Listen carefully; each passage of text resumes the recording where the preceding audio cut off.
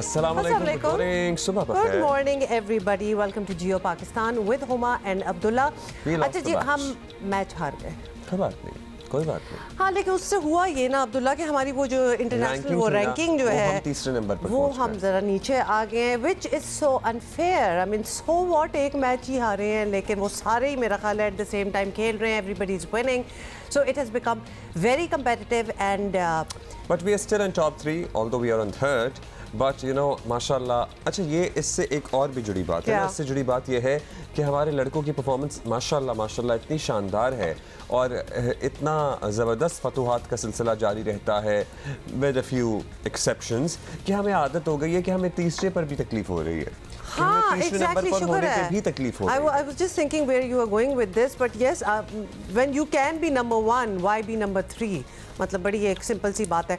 देखिए, थोड़ा सा हमें भी हमारी तरफ भी देख लें। माशाल्लाह for so many years our show has been number 1 for a long time।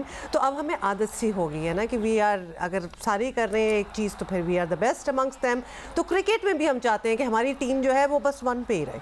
2-3 भी अच्छा है बट 1 is better। अच्छा जी, ये तो हुआ कल कराची में आखिरी वनडे मैच खेला गया इस सीरीज का। जबरदस्त क्राउड कुछ लोग भी पहुंच गए, मुझे बहुत जानने वाले भी नजर आ रहे थे और वाकई स्टेडियम में रौनक लगी हुई थी। आपको पता है कराची वाले वर्कोहॉलिक्स तो जरा काम पे खासी तवज्जो और हम थोड़ा सा ये जिक्र भी कर रहे थे कराची वालों, छुट्टी के दिन तो फिर आते हैं। Meanwhile on the weekend king Charles III की कोरोनेशन भी हुई, उस पर भी पूरी दुनिया की नजरें जमी रहीं। वैसे तो अब काफ़ी डिस्कशन सब कुछ हो ही चुका है, लेकिन एक बात, एक ट्रिविया जो हम कल पढ़ रहे थे, एक्चुअली वो जो कोरोनेशन नेकलेस क्वीन कमिला ने पहना हुआ था उसको ऑफिशियल नाम है the Lahore necklace. The Lahore necklace, उसकी पूरी बैक स्टोरी है which I don't think we need to get into at the moment. वैसे उसकी बैक स्टोरी के बगैर उसको कैसे पता लगेगा कि लाहौर नेकलेस है? 1849 में जब लाहौर किले पे कब्जा किया गया और वहाँ से तोशा खाना, जिसका अब सुनते हैं तोशा खाना, तब भी होता था, बल्कि वही तब से ही तो होता था, तब तो असल होता था। तोशा खाना से मिलने वाला माल गनीमत समझ लें या फिर जो सामान था उसमें एक घड़ा था जिसमें ये सारे हीरे जवाहरात मौजूद थे और मोर देन हंड्रेड्स एंड मटकाज फुल ऑफ गोल्ड भी निकले थे। अच्छा, लेकिन अब्दुल्ला अब देखिए ना, वो कलेक्शन जो थी ना, वो जो कलेक्शन लाहौर फोर्ट से निकली थी उससे ये कोरोनेशन नेकलेस बना था। And we are talking about the queen not the king. तो ऑब्वियसली आपको पता है ज्वेलरी तो सारों ने ही पहनी होती है, लेकिन हम क्वीन के नेकलेस की बात करें।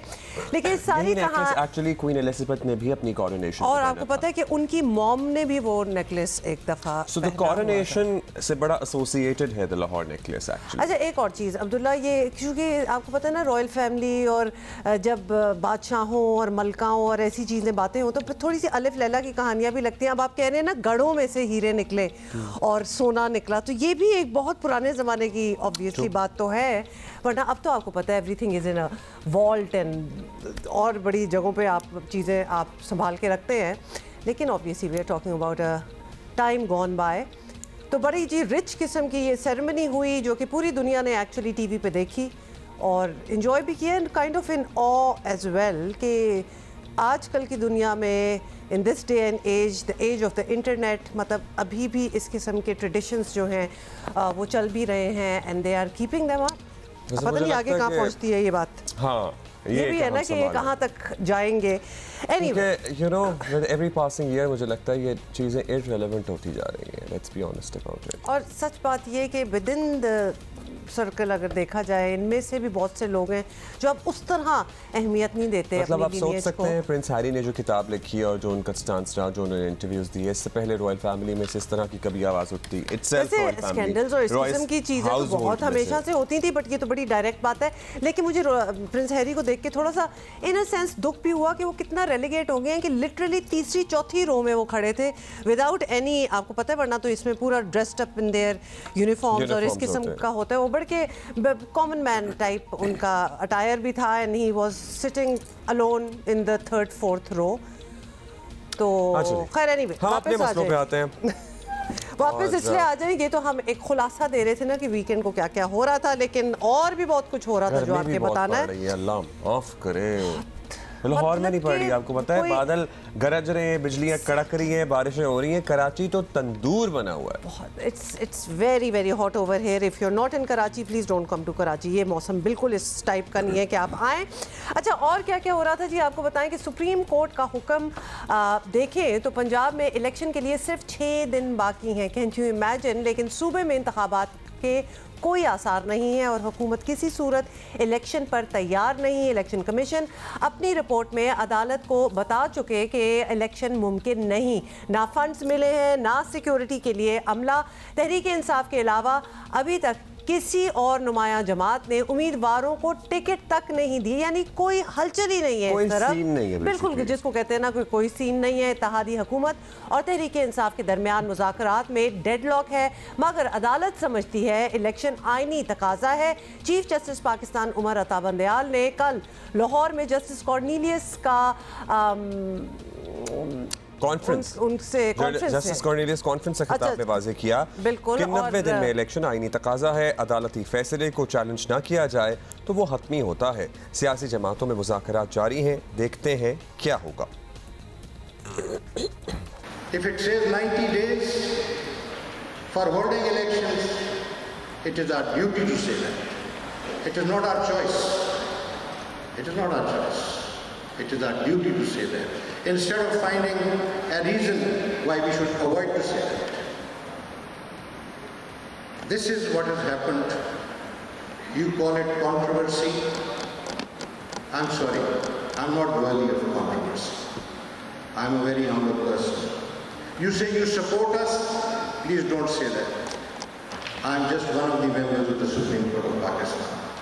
If you stand up for the Constitution and the law, then you must support the Supreme Court of Pakistan and not any individual. The leaders of Pakistan, the political leadership of Pakistan agreed to start negotiations,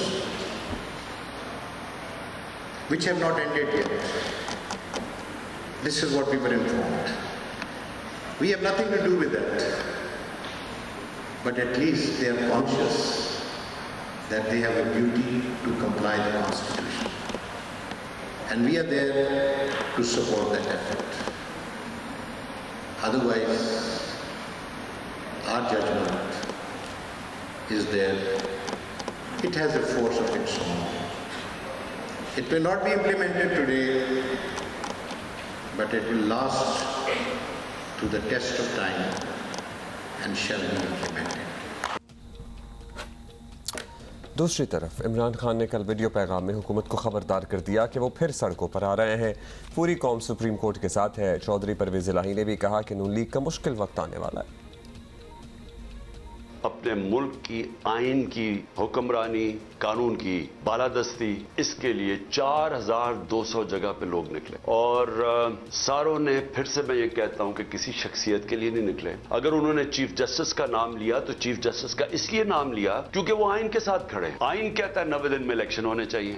ये अब पूरी कोशिश करें election से भागने की और ये आइन तोड़ने के लिए तैयार है। ये सुप्रीम कोर्ट के फैसले के खिलाफ जाने के लिए तैयार है। कोई भी किसी बेवकूफ आदमी से भी पूछ ले कि सिवाय इलेक्शन के और दूसरा रास्ता ही कोई नहीं। दुनिया के सारे माहिरीन ये कहते हैं। पाकिस्तान के अंदर कोई भी किसी भी जो माहिर भी नहीं है पॉलिटिक्स का, जो इकोनॉमिस्ट है, वो भी कह रहा है कि जब तक आपकी इलेक्शन नहीं होगी, पॉलिटिकल स्टेबिलिटी नहीं आएगी और तब तक आपकी माशियत उठ ही नहीं सकती। इमरान खान 2 दफा मुझे कत्ल करने की कोशिश की। क्या मैं रुक गया हूं? मैं फिर निकल रहा हूं, मैं फिर जा रहा हूं पब्लिक में, मैं फिर जलसे कर रहा हूं। बुध से मैं जलसे कर रहा हूं, 14 तक करूंगा। जो भी आप समझ रहे हैं कि ये खौफजदा होके ये एक तहरीक जो लोगों के दिलों में चली गई है वो रुक जाएगी। 4200 जगह पे लोग निकले और मैं आपको अब यकीन दिलाता हूं कि मेरी जो अगली कॉल होगी वो इससे ज्यादा लोग निकलेंगे। देखिए, मुझे 14 मई का असरात नजर आ रहे हैं जो वकूअ पज़ीर होते हुए नजर आ रहे हैं और उसके असरात ऐसे होंगे कि इनकी जो आंखें ना बाहर की बाहर निकल जाएंगी। ये आपने सुन लिया। आपको बताएं कि पंजाब में इलेक्शन के अलावा प्रैक्टिस एंड प्रोसीजरल बिल पर अमल दरामद मुअत्तल करने पर भी हुकूमत और सुप्रीम कोर्ट आमने सामने खड़ी हैं और आज इस केस की समाअत हो रही है। हुकूमत ने अदालत से एक्ट के खिलाफ तमाम दरख्वास्तें वापस लेने की दरख्वास्त कर रखी है और नून लीग के मरकजी रहनुमा और वफाकी वजीर बराए मनसूबा बंदी एहसन इकबाल ने कल सुप्रीम कोर्ट पर अपने इख्तियारात से तजावुज़ का इल्ज़ाम लगाया है। ख्वाजा आसिफ बोले नवाज शरीफ के खिलाफ फैसला देने वाले जजेस को पार्लियामेंट बुलाएंगे। दिलचस्प बात यह है कि 2016 में सुप्रीम कोर्ट ने खुद एक फ़ैसला दिया था जिसमें कहा गया था कि वज़ीर आज़म और वज़ीर आला के सवाबदीदी इख्तियारात गैर आइनी हैं। बात यह है कि अगर वज़ीर आज़म और वज़ीर आला के इख्तियारात गैर आइनी या हराम है तो वो कौन सी फ़िक़ा है जिसमें चीफ़ जस्टिस के लिए सवाबदीदी इख्तियारात हलाल हो जाते। तो फिर उसे ख़त्म करने का सबसे बेहतरीन तरीका यह है कि हर इदारा एक कदम पीछे ले ताकि वो तनाव और वो महाजराई उसमें कमी आए। हुकूमत ने जब 2 जजेस की तकर्रुरी का मामला था तो चीफ़ जस्टिस की मंशा को पेश नज़र रख कर एक कदम पीछे लिया था और उसके पीछे यही ख्वाहिश थी कि हम अदालत के साथ किसी महाजराई में ना दाखिल हों। लेकिन अदलिया ने, मुझे अफसोस से कहना पड़ता है कि उसे हुकूमत की कमज़ोरी से ताबीर लिया और अगर हुकूमत 2 कदम पीछे हटी तो अदलिया 1 कदम आगे और बढ़ गई। तो उसकी वजह से ये तनाव पैदा हुआ है और मेरा ख्याल है कि इसमें अदलिया को अपने दायरे में रहना चाहिए। जिन लोगों ने वो दी थी जजमेंट, वो उन लोगों को पार्लियामेंट के पटारे में आए, हम उनको बुलाएंगे। सबसे अच्छा और पायदार हल जो है वो ये है कि तमाम अदारे जो है ना वो जावज़ ना करें अपनी हदूद से। चलिए जी, ये मामला तो नहीं कहीं रुकने वाला। इट सीम्स लाइक वो पार्लियामान में बुलाने की बातें कर रहे हैं, उधर अदालत भी ऐसा लगता है कि इस मामले पे शायद किसी न किसी या फिर सब कोई बुला ले। और मैं चौधरी परवेज़ इलाही की बात सुन रहा था और मैं अब तक उसको इमेजिन करने की कोशिश कर रहा हूँ। नहीं, उन्होंने कहा है कि इनकी आंखें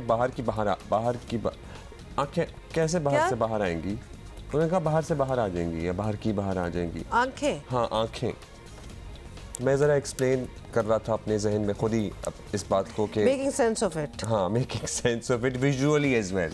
अच्छा जी, साथ आपको बता दें कि हुकूमत को आने वाले चंद दिनों में लगता है कानूनी और सियासी महाज दोनों पर लड़ना पड़ेगा और अदालती अहकामात पर अमल ना होने पर तौहीन अदालत का ख़तरा जो है वो आपको पता ही है कि मौजूद है। और ऐसे में इमरान खान भी सड़कों पर आ गए तो बजट की तैयारी समेत अमन व अमान बहाल रखना हुकूमत के लिए ज़्यादा बड़ा चैलेंज बन सकता है।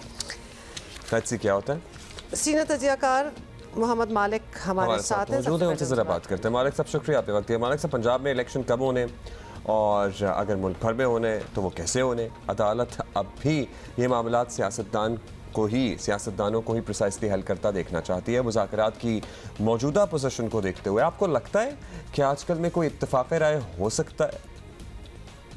नहीं जी, मेरे के इलेक्शंस तो ख़त्म हो गए और आज चीफ जस्टिस साहब ने भी जो बात की है अपनी संडे को, उसके बाद उनको भी नज़र आ रहा है कि नहीं होगा। उन्होंने कहा कि हिस्ट्री जज करेगी। सो मई में तो किसी किस्म का इलेक्शन नहीं, आप दुआ करेंगे अक्टूबर में भी हो जाए। अच्छा, अब पार्लियामेंट जो है वो अपनी जगह कायम है, वो 1 इंच पीछे नहीं हटेंगे और सुप्रीम कोर्ट भी वाज़ेह है कि इख्तियारात पर कॉम्प्रोमाइज़ बिल्कुल नहीं होगा। तो आज से जो हफ्ता शुरू हो रहा है, क्या इसके इख्तिताम तक आपको पार्लियामेंट या हुकूमत खतरे में नज़र आती है?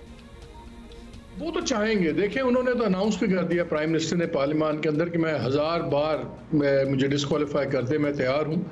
लेकिन मेरा ख्याल है सुप्रीम कोर्ट ऐसा कोई फैसला उतनी सख्ती से इम्प्लीमेंट नहीं करना चाहेगी, रीइंफोर्स नहीं करना चाहेगी जो इम्प्लीमेंट ना करा सके। एक रास्ता है, अभी एक रिव्यू पिटिशन फाइल हुआ हुआ इलेक्शन कमीशन का ये 14 मई के फैसले के खिलाफ, जहाँ उन्होंने सुप्रीम कोर्ट को चैलेंज किया है कि आपके पास ये पावर नहीं है तारीख देने की। होना तो ये चाहिए कि सुप्रीम कोर्ट पहले उसका फैसला करे और अगर वो इलेक्शन कमीशन जीत जाता है फिर तो वैसे ही ये क्राइसिस अवर्ट हो जाएगा, बिकॉज उन्होंने तो अक्टूबर की डेट पहले ही दी हुई है। अगर वो केस का फैसला नहीं होता तो फिर ये काफ़ी कॉम्प्लिकेटेड सिचुएशन होगी। अच्छा, इस सारी सूरत हाल में आपको पता ही है ना, इमरान खान साहब ने भी एक मरतबा फिर से इंतखाब किया कि वो सड़कों पर आएंगे और एहतजाज को वो फोटो अपना समझते हैं भी। माजी में ऑल्दो इससे कुछ हासिल नहीं हुआ, आपको लगता है कि इस मरतबा सड़कों पर आने से तहरीक इंसाफ को कोई एडवांटेज मिल सकता है या हुकूमत के लिए कोई वाकई मुश्किल पैदा हो सकती है? कि तहरीक इंसाफ के पास सिवाय एजिटेशन के और की ऑप्शन है क्या? वो अपोजिशन की जमात है, वो तो एहतजाज कर सकते हैं, लेकिन मेरा ख्याल है मसला ये नहीं है कि सुप्रीम कोर्ट कहाँ खड़ी हुई है, गवर्नमेंट कहाँ नहीं खड़ी हुई, कौन मान रहा है कौन नहीं। जो ग्राउंड रियलिटी है, सबसे बड़ा मसला है उनका और इंस्टीट्यूशन के मिसट्रस्ट का, और जब तक ये मिसट्रस्ट काम नहीं होगा, आप देखिएगा कि इमरान खान का जो गोल है इलेक्शंस का, वो उसके करीब नहीं पहुँच पाएंगे। और राइट, मोहम्मद मालिक साहब बहुत बहुत शुक्रिया हमसे बात करने का। लेकिन आप वो सड़कों पे आने की बात कर रहे थे कि इमरान खान वो थ्रेटन कर रहे हैं कि मैं सड़कों पे आऊँगा, किस तरह आएंगे? आजकल आपको पता है ना कि जब भी उनकी पब्लिक अपीयरेंस होती है तो वो किस तरह निकलते हैं, मतलब there are guards around him with bulletproof shields, there is a वो क्या चीज़ है वो जो बाल्टी सी जो है, वो जो बाल्टी सी, वो बुलेटप्रूफ समथिंग बाल्टी है, और फिर वो उसके बाद वो क्या बाल्टी रहे हैं, वो शीट्स होती हैं जिसके इर्द गिर्द जो उनके सर को कवर कर रही होती हैं। वो एक्चुअली उसकी बड़ी डिटेल है, मैंने ज़रा गूगल करके उसके बारे में पढ़ा भी। कहने का मतलब है ऑब्वियसली उन्हें अपने खतरा है अपनी ज़िंदगी का, तो वो इसी तरह निकलते हैं, लेकिन सड़कों पे तो अब इस तरह नहीं निकल सकते ना। तो सोचने वाली बात है कि वो उसका क्या मैकेनिज्म होगा। और पता है क्या, इस बात पे किसी भी लीडर का मजाक नहीं उड़ाना चाहिए। अगर वो अपनी सिक्योरिटी के लिए मेजर्स करता है, इक़दाम करता है, लेकिन इमरान खान साहब वो लीडर हैं जो माजी में जो लीडर बुलेटप्रूफ शीशे के पीछे खड़े होकर खिताब करते थे तो उनका तमस्खुर उड़ाते थे और उन पे जुमले कसते थे। बात सारी यही है एक्चुअली, खान साहब ना भी हो, कोई और भी हो, लेकिन अगर किसी और का मजाक उड़ाया जा रहा है और ख़ुद ये कर रहे हो तो बहुत ही अजीब व गरीब बात लग लेती है। ख़ास तौर पे अभी कुछ अर्सा पहले, कुछ हफ्ते पहले ये अपने फॉलोअर्स को कह रहे थे कि अपनी गिरफ्तारी दो, अरेस्ट कराओ, वो पूरा एक आपको पता ही चला हुआ था, तो ख़ुद बच रहे थे अरेस्ट से। तो अक्सर हमने देखा है कि जो बातें प्रीच कर रहे होते हैं प्रैक्टिस बिल्कुल नहीं कर रहे होते। हेंस वी आर पॉइंटिंग, जो बातें वो सालों से प्रीच करते हैं वो प्रैक्टिस ही डज नॉट प्रैक्टिस दैट, तो hence we are pointing it out. Otherwise of course इस मुल्क में जो हम देख चुके हैं एब्सोल्युटली 100% जेन्युइन खतरात होते हैं और उसके लिए कुछ करना भी चाहिए और ये कर रहे हैं। सीनियर तजियाकार अतर काज़मी भी हमारे साथ हैं, उनसे बात कर लेते हैं। अतर काज़मी साहब, सबसे पहले तो एक बुनियादी सवाल है, हुकूमत का मौक़िफ़ सबके सामने है, इलेक्शन कमीशन जो कर रहा है वो भी वाज़े है, क्या ये सब देखते हुए आपको लगता है कि सुप्रीम कोर्ट अहकामात के मुताबिक इस इतवार को, which is write down the corner, elections होने जा रहे हैं, हो सकते हैं? देखिए, अभी जिस तरह का माहौल है, लगता नहीं है कि इंतखाबात होंगे 14 मई को, और उसकी बुनियादी वजह यही है कि जिन लोगों ने इंतखाबात करवाने हैं वो इस मूड में लग नहीं रहे। ऑल्दो कि अदालत का जो ये फैसला आया है 14 मई के हवाले से, इस पे हुकूमत ने सियासी बयानिया तो बनाया है कि इस फैसले को हम नहीं मानते, ये 3-4 का फैसला है, 2-3 का फैसला नहीं है, लेकिन हकीकत ये है कि अदालत के अंदर कहीं कभी भी किसी भी मौके के ऊपर हुकूमत की जानिब से ये मौकिफ नहीं रखा गया कि हम आपके फैसले को नहीं मानते, ये तो 4-3 का फैसला है, 3-2 का फैसला नहीं है। वहां पे इन्होंने हर मौके पे ये कहा है कि जनाब हमने पूरी कोशिश की और हम कोशिश कर रहे हैं, और जो मुज़ाकरात हैं उनके हवाले से भी इसी बेंच के सामने हुकूमत ने रिपोर्ट भी जमा करवाई है। लेकिन इन सारी चीजों को देखते हुए भी मैं ये समझता हूं कि 14 मई को इंतखाबात होते हुए नजर नहीं आ रहे। अच्छा अतर साहब, कल चीफ जस्टिस सुप्रीम कोर्ट ने भी अब एक तकरीब में वो बात कर रहे थे कि फैसला दिया गया है जिसे चैलेंज नहीं किया गया, अगर फैसले को चैलेंज ना किया जाए तो वो हतमी ना माना जाएगा, ये उन्होंने बात की। तो क्या हुकूमत की जानिब से आपको लगता है सुप्रीम कोर्ट में फैसले को चैलेंज ना करना गलती थी? देखिए, पहली बात यह है कि ये जो सुप्रीम कोर्ट का फैसला आया था, ये किसी भी हुकूमत के खिलाफ या किसी सियासी जमात के खिलाफ या किसी मोअज़्ज़िज़ रहनुमा के खिलाफ नहीं था। ये 2 सूबों में अवाम का जो बुनियादी राइट है वोट का, इंतखाबात का, जो आइन के अंदर बिल्कुल वाज़ेह तौर पे लिखा हुआ है कि 90 रोज में इंतखाबात करवाएंगे, ये उस हवाले से फैसला था। तो मुझे ये समझ नहीं आती कि हुकूमत क्यों ये समझती है कि ये फैसला उनके खिलाफ है। इलेक्शंस तो होने पंजाब में और KPK में, वफाक में क्यों आग लगी हुई है? 18वीं तरमीम के बाद तो ये कहते थे कि हमने सूबों को खुद मुख्तारी दे दी, अब ये कह रहे हैं कि सूबे हमारी मर्जी के बगैर जो है वो इलेक्शंस भी नहीं करवा सकते। लेकिन देखें, 14 मई को दोबारा एक क्राइम सरजद होगा, एक क्राइम कमिट होगा, एक जुर्म सरजद होगा। वो जुर्म ये होगा कि आप अदालत के फैसले को नहीं मानते। पहले इन्होंने एक तरीके से 90 रोज के अंदर इंतखाबात नहीं करवा के उसमें जो भी किरदार मुलविस हैं उन्होंने आइन को सेट असाइड किया, आइन को साइड पे रखा, आइन को जिसे आप कह सकते सकते पसे पुश्त रखा, लेकिन उसमें लीगल कवर मिल गया अदालत के इस फैसले से कुछ हद तक, जिसमें कहा गया कि जनाब आप 14 मई को करवा दें। लेकिन जब 14 मई की तारीख गुजरेगी तो वो जो लीगल कवर है वो भी एक तरह से खत्म हो जाएगा। तो ये नहीं हो सकता कि अदालत का फैसला भी मौजूद हो, आइन भी वाजे हो और इसके कोई कानूनी जो है आपको कोई रद्द-ए-अमल ना हो या कॉन्सिक्वेंसेस ना हो। और हुकूमत को भी इस चीज का इदराक है और आने वाले दिनों में मुझे यही लगता है कि हुकूमत समझती है कि हमारे लिए मुश्किलात हो सकती हैं, इसी वजह से वो ये सियासी बयानियां बनाने की कोशिश कर रही है आईनी और कानूनी बयानिए को के बजाय। अच्छा, अब अतर काज़मी साहब ये भी बताएं कि सब के दौरान इमरान खान जो हैं वो एक मरतबा फिर सड़कों पर आने का ऐलान कर रहे हैं, फिर एहतजाजी तहरीक चलाएंगे, रैलियां वगैरह आपको पता है होंगी, और फिर शायद किसी पॉइंट पर कोई लॉन्ग मार्च टाइप चीज़ भी हो जाए। तो अब तक तो खान साहब को इस तरह की कोशिशों से कुछ हासिल एक्चुअली नहीं हुआ, तो अब क्या लगता है उनका कि क्या पैक क्या है, क्या पॉइंट है, क्या हासिल करना चाहते हैं? देखिए, जमहूरियत में आपने जब अपना नुक्ता नज़र रखना हो या तो आप पार्लियामेंट में रखते हैं या उस पुरअमन एहतजाज के जरिए। तो किसी भी जमहूरी माशरे में एहतजाज तो हर किसी का हक होता है। गुज़िश्ता 3 बरस के दौरान हमने देखा कि PDM की मोजिज़ क़यादत उन्होंने भी मुतअद्दिद एहतजाज भी किए, लॉन्ग मार्च भी किया। तो खान साहब ने जिस तरीके से अपने वोटर सपोर्टर को 1 साल से मुतहरिक रखा हुआ है, मेरे ख्याल में उसकी नज़ीर नहीं मिलती पाकिस्तान के अंदर कि इतने लंबे अरसे से एक तरह से ये तहरीक चल रही है।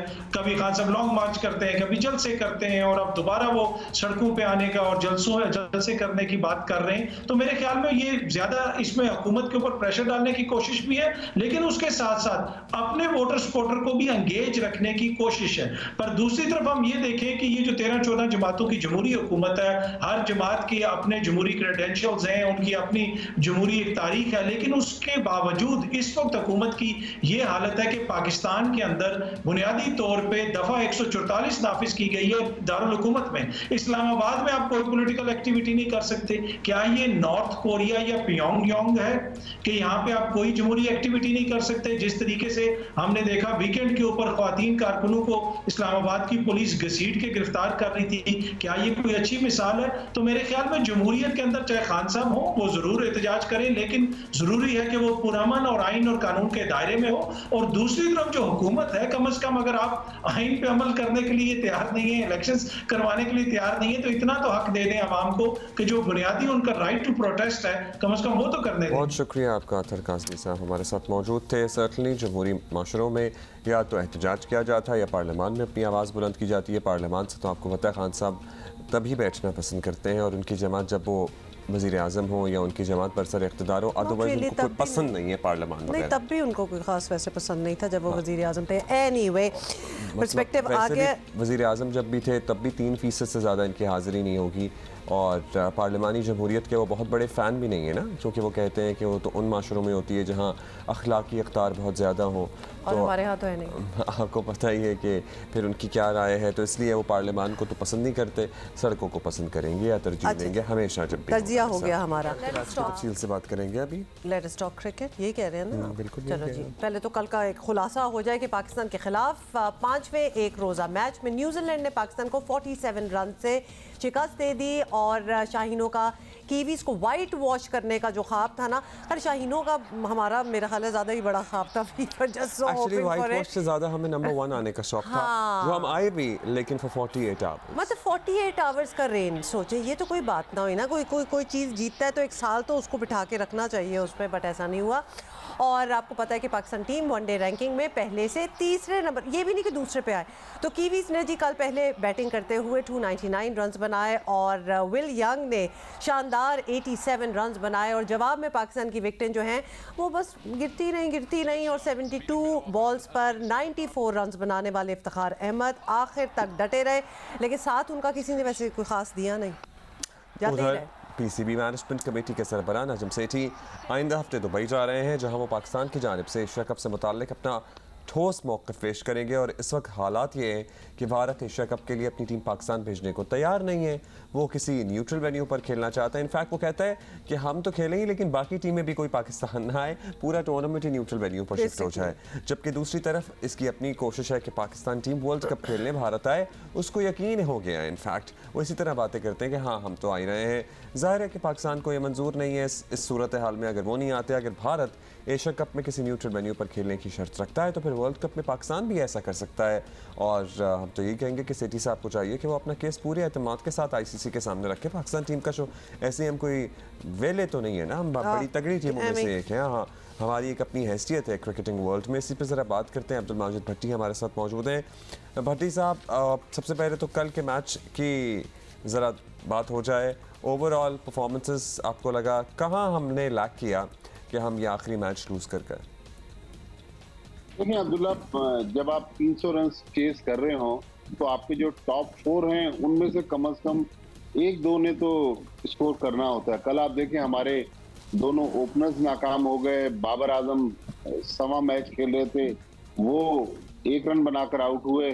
और फिर मोहम्मद रिजवान, जिनकी बड़ी ख्वाहिश थी कि उनको नंबर 4 पर भेजा जाए, तो पिछले दोनों मैचों में जब वो नंबर 4 पर आए तो जल्दी आउट हो गए। तो जब आपके 66 रन पर 4 विकेट गिर गए हों तो उसके बाद 300 रन चेस करना once in the blue moon जो अंग्रेजी में कहते हैं, वो इस तरह तो पॉसिबल है, लेकिन बार बार ये चीज नहीं होती। लेकिन एक जो सबसे कल गलत बात हुई मैच से पहले, इमामुल हक जिन्होंने तीसरे मैच में 90 रन बनाए, प्लेयर ऑफ द मैच हुए, उसके बाद अगले दोनों मैचेस उनको ड्रॉप कर दिया गया।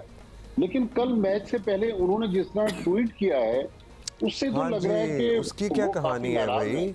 उन्होंने कहा जी अल्लाह देख रहा है और खासे ऑफेंडेड नजर आए। उसकी बैकग्राउंड बताएं भट्टी साहब, वो मतलब वो क्या ट्वीट था?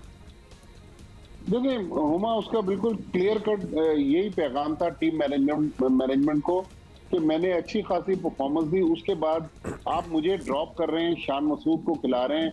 शान मसूद ने पिछले मैच में 44 बनाए लेकिन कल वो भी जल्दी आउट हो गए। तो मेरे ख्याल में टीम मैनेजमेंट ने जिस अंदाज में 90 रन की मैच विनिंग इनिंग्स के बाद इमाम को ड्रॉप किया, तो इमाम जो है वो उन्होंने इशारों किनायों में उन्होंने तो कह ही दिया। लेकिन आप अंदर की बात बताएं ना, इमाम को ड्रॉप क्यों किया गया? अंदर की बात यही अब्दुल्ला कि वो क्यों ड्रॉप हुए? वो तो नाराज हो गए। वो तो उन्होंने तो वो नहीं, अंदर की बात नहीं, वो तो बाहर की बात आ गई। वो नाराज हो गए। लेकिन 90 रन की इनिंग के बाद इमाम को क्यों ड्रॉप किया? और इसके पीछे क्या रीजनिंग है करना था, वापस लाना था, मतलब ये समझ नहीं आई। देखें उसकी 2 वजूहात हैं। एक तो शान मसूद भी चूंकि रेगुलर मेंबर हैं, वर्ल्ड कप की तैयारी है, तो वो चाहते थे कि शान मसूद को भी ट्राई कर लें।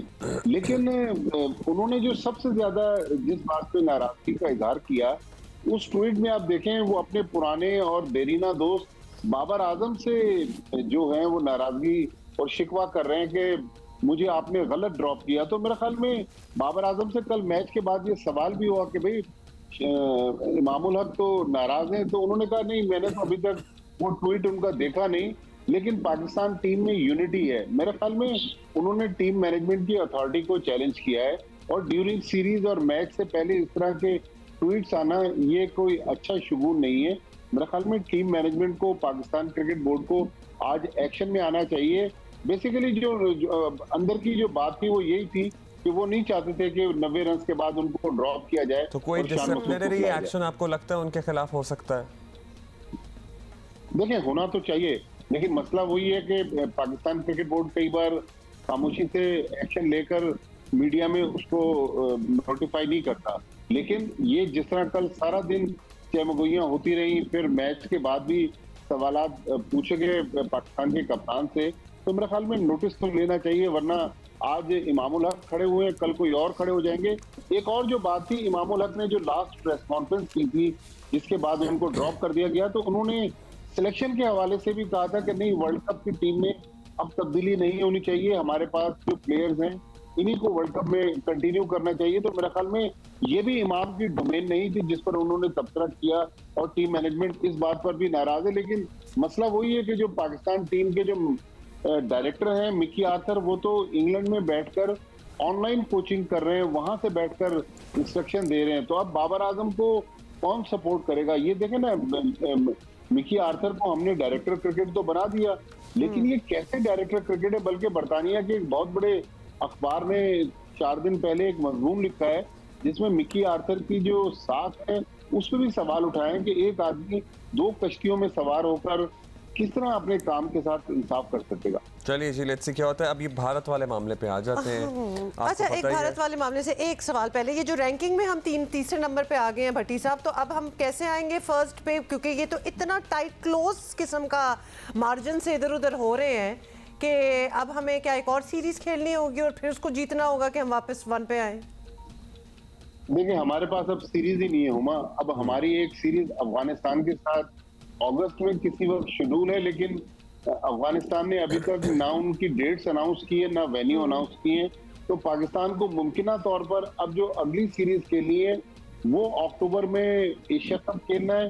एशिया कप, अभी जो आपका अगला सवाल है उसका जवाब एशिया कप के हवाले से ये, फिर एशिया कप के 1 हफ्ते के गैप से वर्ल्ड कप शुरू होगा। तो पाकिस्तान के पास नंबर 1 आने के लिए अब कोई सीरीज ही नहीं है, लिहाजा वो 48 घंटे के बाद हम जो नंबर 3 पर चले गए हैं, तो अब ऊपर आना मेरा ख्याल में मुश्किल ही है इंशाल्लाह। लेकिन हम वर्ल्ड कप में नंबर 1 आएंगे ना भट्टी साहब। अब इसको छोड़ दें अब आप पहले उससे पहले एशिया कप की बात कर लेते हैं। फिर वर्ल्ड कप है। भारत आपको पता ही है वही रेगुलर है ना, मतलब कि अजीब सी एक्सपेक्टेशन नहीं है कि जी हम तो नहीं आ रहे खेलने लेकिन तुम लोग जरूर आओगे, और हम किसी और वेन्यू पे और कोई और भी नहीं आएगा। कि हम नहीं आ रहे लेकिन हम श्योर हैं कि तुम भी आओगे। ये वाला ये अजीब सी बात है, किस तरह एक्सप्लेन करेंगे भट्टी साहब? देखें हुमा और अब्दुल्ला, आप लोग तो चूंकि सियासी मामला पर भी आपकी गहरी नजर है। अभी 2-3 दिन पहले बिलावल भुट्टो जरदारी साहब का जो गोवा का दौरा था, उसके बाद वहाँ के वजीर खारजा ने जिस किस्म का रद्द अमल दिखाया, तो उसके बाद तो हमें तवक्को, किसी खैर की तवक्को तो भारत से रखनी भी चाहिए। और अभी तक भारत का यही प्लान है कि अगर पाकिस्तान एशिया कप के लिए आता है तो फिर न्यूट्रल वेन्यू पर आए। भारत जो है वो पाकिस्तान आने के लिए तैयार नहीं है। अदरवाइज भारत ने जो बाकी 5 एशियन मुल्क हैं उनसे ये तय कर लिया है कि अगर पाकिस्तान नहीं आता तो एशिया कप तो नहीं हम होने देंगे, हम एक 5 नेशन टूर्नामेंट करवा लेंगे। तो भारत पूरे तरीके से तैयार है कि रंग में भंग डालेगा। लेकिन सेठी साहब दुबई मेरे ख्याल में थोड़ी देर पहले पहुंच गए होंगे या पहुंचने वाले होंगे। तो अब जो उनकी मीटिंग है आईसीसी और एशियन क्रिकेट काउंसिल के हुकाम से, उसमें ये तय पाएगा कि अब एशिया कप का क्या फ्यूचर है। लेकिन 2 दिन पहले भारतीय मीडिया ने एक और खबर रिपोर्ट की कि भारत ने पाकिस्तान को अश्योरेंस दिलवाई है कि भाई देखिए, एशिया कप के लिए तो हम नहीं आते, आप वर्ल्ड कप के लिए भारत आ जाएं, हम 2025 में चैंपियंस ट्रॉफी खेलने पाकिस्तान आ जाएंगे। तो मेरा तो ये सवाल है 2025 में कौन होगा कौन नहीं होगा? नजम सेठी साहब अगर आज एश्योरेंस दिलवा दें तो क्या 2025 में वो पीसीबी के चेयरमैन होंगे? तो अगर इस बार एशिया कप नहीं हुआ तो आप मेरी ये बात आज याद रखिएगा कि 2025 में भी भारतीय टीम पाकिस्तान नहीं आएगी। भट्टी साहब, ये बहुत अजीब सा सुनने में अजीब लगता है कि बिकॉज ऑफ दिस तनाजा एशिया कप को मतलब एक आप खत्म कर देंगे, अजीब सी बात लग रही है। पे खेल लेंगे, इसको निकाल, हाँ इसको निकाल दो, नंबर 1। नंबर 2, आईसीसी का कोई रोल है या इन्होंने आउटसोर्स कर दिया जी बीसीसी को कि तुम लोगों ने जो करना है वो ही करो? देखिए, एशिया कप में तो आईसीसी का रोल नहीं है। Asian cricket council independent body है और एशियन क्रिकेट काउंसिल के जो प्रेसिडेंट हैं जय शाह, वो भारत के जो इंटीरियर मिनिस्टर है अमित शाह, उनके बेटे हैं। और यकीनी तौर पर जब अमित शाह के बेटे एशियन क्रिकेट काउंसिल के प्रेसिडेंट होंगे तो वो तो बीजेपी की लाइन को टो करेंगे।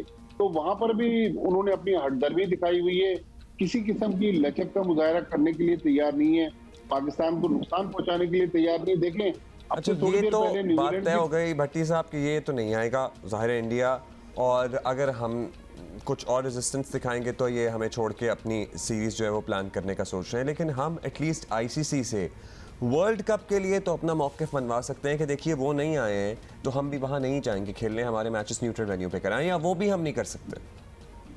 बिल्कुल कर सकते हैं, लेकिन इसमें देखें हिम्मत चाहिए। अभी तक तो जो नजम सेठी साहब का हाइब्रिड मॉडल था वो तो काफी सक्सेसफुल मॉडल नजर आ रहा है, लेकिन अब उसमें लीगल मामला भी है क्योंकि आईसीसी से इतनी ज्यादा पाकिस्तान को इस वर्ल्ड कप के शेयर की ग्रांट मिलती है कि पूरा पाकिस्तान क्रिकेट का जो सिस्टम है उसी ग्रांट से चलता है।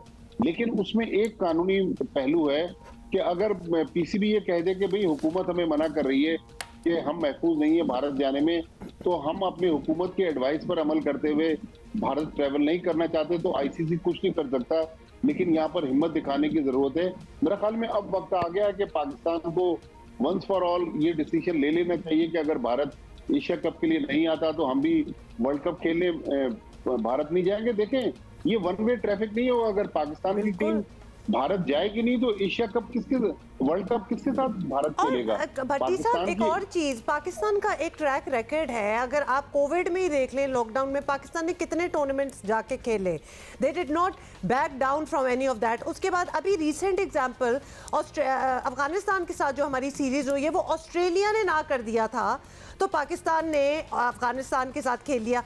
क्या पीसीबी के अच्छे ताल्लुकात नहीं है या कैसे ताल्लुकात हैं बाकी क्रिकेट बोर्ड्स के साथ? मतलब इन बातों का कोई एहतराम है आईसीसी को, या फायदा तो होना चाहिए दुनियाई क्रिकेट को? पीसीबी को कुछ फायदा होना चाहिए इन रिलेशनशिप्स का। देखिए, आईसीसी तो हम कहते हैं कि वो इंडियन क्रिकेट काउंसिल है, वहां भी इंडिया की डोमिनेंस है। इंडिया के जो ज्यादातर आईसीसी के स्पॉन्सर्स हैं सारी इंडियन कंपनीज हैं, ब्रॉडकास्टर इंडियन है, वहां भी भारतीय क्रिकेट बोर्ड इन्फ्लुएंस करता है। एशियन क्रिकेट काउंसिल में भारत के पास जो सबसे बड़ा तुरप का पत्ता है वो ये है कि एशियन मुल्कों को वो कह देते कि भाई आप पाकिस्तान के साथ अपने ताल्लुकात खराब करें, हम आपको एक सीरीज दे देते हैं। और भारत के साथ 3 मैचों की सीरीज में ही एशियन मुल्कों को इतने पैसे मिल जाते हैं कि उनके वारे न्यारे हो जाते हैं। लिहाजा वो पैसा जो है भारत का वो हर जगह पाकिस्तान की राह में रुकावट बन रहा है। लेकिन भारत का जो मौक़िफ़ है वो बहुत कमजोर है कि पाकिस्तान में जो सिक्योरिटी के हालात हैं वो अच्छे नहीं। अब से चंद लम्हे पहले न्यूजीलैंड की टीम कराची से दौरा मुकम्मल करके गई है। न्यूजीलैंड में 2 बार पाकिस्तान आई है, दुनिया को पता है 2 बार आई है, इंग्लैंड आई है, लेकिन पूरी दुनिया को पता है कि भारत ये हीले बहाने बना रहा है। लेकिन क्या करेंगे, और पैसा इतना इन्वॉल्व है इधर के अभी तो आप ये कह रहे हैं कि वो टीमें पैसा बना लेती हैं, ये तो दूसरी टीमों के प्लेयर्स को ऑफर कर देते हैं कि आप अपनी टीम छोड़ें और हमें आगे ज्वाइन कर लें और हमारे साथ खेलें। वर्ल्ड 4th लार्जेस्ट या 5th लार्जेस्ट इकोनॉमी साहब, thank you for being with us. तो वो उसका एडवांटेज ले रहे हैं 100% एडवांटेज। मतलब ये तो मेरा ख्याल है कि थोड़ी सी गुंडागर्दी है, एडवांटेज से एक स्टेप आगे ही है, बुली करने वाली बात हो गई है। ओ वेल, अब आगे क्या होगा क्या नहीं। अच्छा, कुछ रिकॉर्ड्स जो हैं वो आपको बता रहे हैं। वीकेंड एक और काम भी हुआ, ऐसा लग रहा है कि कराची में अपने मेयर लाने के तकरीबन नज़दीकी पहुंच चुकी है पाकिस्तान पीपल्स पार्टी। बल्दियाती ज़िमनी इंतखाबात का मैदान पीपल्स पार्टी ने मार लिया, जालों का जश्न जारी है। गैर सरकारी गैर हतमी नताइज के मुताबिक कराची में यूसीस की 11 नशस्तों में से 7 पीपल्स पार्टी कामयाबी से हासिल कर चुकी है। यूसी की 4 नशस्तों पर जमात इस्लामी कामयाब हुई है। मजमूई तौर पर कराची की 246 यूसी नशस्तों में से 98 पर जीत कर पीपल्स पार्टी का पहला नंबर है। 89 नशस्तों के साथ जमात इस्लामी दूसरे और 42 नशस्तों के साथ तहरीक इंसाफ तीसरे नंबर पर है। मुस्लिम लीग नून 7, JUI 2, TLP और आज़ाद उम्मीदवारों की 1-1 नशस्त है। 6 नशस्तों पर नताइज इलेक्शन कमीशन की जानिब से रुके हुए हैं। इतवार को कराची में होने वाले बल्दियाती ज़िमनी इंतखाब में वार्ड्स की तमाम 15 नशस्तों में से 7 पर PPP जीत गई है और 5 पर जमात इस्लामी कामयाब करार पाई है। सो ये है लेटेस्ट। ये भी जल्दी से आपको बता दें कि तहरीक इंसाफ को 2 और मुस्लिम लीग नून को कितने मिले हैं जी? 2 ही मिले हैं। हाँ, मुस्लिम लीग नून को 7 मिली हैं एक्चुअली। अच्छा जी, इसी पे ज़रा बात कर लें आप। नहीं, तहरीक इंसाफ 2 और मुस्लिम लीग नून 1 वार्ड पर कामयाब हुआ। वार्ड 1, हाँ, ये जो 42 नशस्तों की बात हो रही थी उसमें से 7 की बात। ओके जी। अच्छा जी, अभी हम किससे बात करें? अब्दुल वली, हमारे साथी जो हमें यहीं कहीं नज़दीक से ज्वाइन कर लें, कराची से ज्वाइन कर लें। अच्छा जी, अब्दुल वली, पहले तो कल का एक खुलासा आप भी दे दें कि कल क्या क्या हुआ है। और फिर धांधली के बहुत से इल्ज़ामात लगते रहे। हाफिज़ नईम हमें खासे मुतहर्रिक भी दिखाई दिए। तो क्या जमात इस्लामी की तरफ से कोई बाज़ाब्ता शिकायत दर्ज की गई है, एहतजाज किया गया, क्या हो रहा है?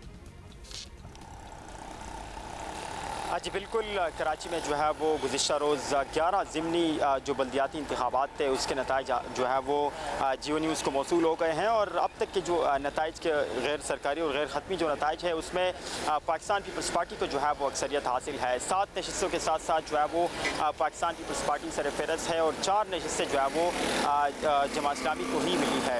अगर हम तमाम तर सूरत की बात करें, जो वार्ड्स के इलेक्शन थे उसमें भी जो है वो पाकिस्तान पीपल्स पार्टी आगे है। 7 वार्ड्स के साथ जो है वो पाकिस्तान पीपल्स पार्टी और इसके अलावा जो जमात इस्लामी है वो 5 और पाकिस्तान तहरीक इंसाफ सिर्फ 2 ही वार्ड्स पर कामयाबी हासिल कर सकी है। अगर हम तमाम तर गुज़िश्ता रोज़ की सूरत हाल की बात करें तो हमें काफ़ी जो सूरत हाल अमन व अमान के हवाले से वो बेहतर रहा, लेकिन हमने देखा कि मुख्तलिफ मकामात पर जो है वो हालात ख़राब ज़रूर हुए। लियारी में और इस तरीके से जो है वो डिस्ट्रिक्ट सेंट्रल में बाद में जो है वो पुलिस हालात कंट्रोल करने में कामयाब हुई और जमात इस्लामी की जानिब से जो है वो ज़रूर जो है वो इलेक्शन कमीशन सिंध के नाम जो है वो ख़त लिखे गए और उसमें अपनी जानिब से जो है उन्होंने शिकायत दर्ज की है कि मुख्तलिफ ऐसे मकामात है जिस पर उनको अब भी जो है वो ये ख़दशा है या उनका दावा है कि वहाँ पर जो है वो धांधली हुई है। अगर हम तमाम तर कराची की बात करें तो पाकिस्तान पीपल्स पार्टी जो है वो अब तक सरफहरस्त है 97 नशिस्तों के साथ साथ, इसी के साथ साथ जो जमात इस्लामी है वो 86 नशिस्तों के साथ दूसरे नंबर पर और पाकिस्तान तहरीक इंसाफ जो है वो 42 नशिस्तों के साथ तीसरे नंबर पर, पाकिस्तान मुस्लिम लीग नवाज जो है वो 7 नशिस्तों के साथ चौथे नंबर पर। उसके अलावा जमीयत उलमा इस्लाम फे जो है वो 3 नशिस्तें हासिल कर चुकी है। इसी के साथ तहरीक लब्बैक 1 और एक आज़ाद उम्मीदवार के नाम रही है। अब अगर हम इस तमाम तर सूरत हाल की मेयर की बात करें तो अब तक किसी भी पार्टी को जो है वो वाज़ेह अक्सरियत हासिल नहीं है। अगर पाकिस्तान तहरीक इंसाफ और जमात इस्लामी मिल जाती है तो उसके बाद 128 नशिस्तों के साथ साथ वो सरफहरस्त पर आती है, लेकिन अब तहरीक इंसाफ में भी इस वक्त जो है वो 2 ग्रुप्स है। एक ग्रुप ऐसा है जो जमात इस्लामी की हिमायत चाहता है और एक ग्रुप ऐसा है जो ये चाहता है कि वो अपोजिशन में ही बैठे और जिस दिन मेयर के इंतखाब हो उस दिन जो है वो मेयर के इंतखाब से बाइकआउट करे। और लेकिन दूसरी जानिब पाकिस्तान पीपल्स पार्टी ये दावा कर रही है कि उनके नंबर गेम जो है वो पूरे हैं।